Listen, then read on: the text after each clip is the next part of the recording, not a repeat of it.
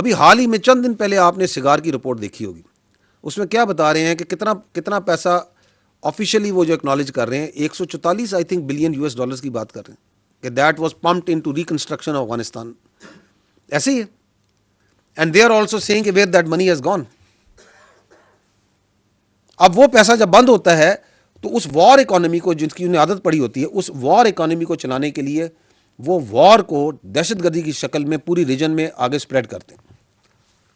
And they find new patterns. اور اس کے اندر کون آتا ہے؟ پاکستان کے اندر دہشت گردی کرانے کے لیے سب سے بڑا پیٹرن کو کون ملتا ہے؟ ہندوستان. کہ ہاں یہ پراکسیز ہیں، ان پراکسیز کو ہم استعمال کرتے ہیں، ہم ان کو پیسہ دیں گے، ان کو جو آپ کو مدد ہے ہم پرووائڈ کریں گے. تو بیس آف آپریشن جو ہے وہ افغانستان کے اندر افغان طالبان پرووائڈ کر رہے ہیں.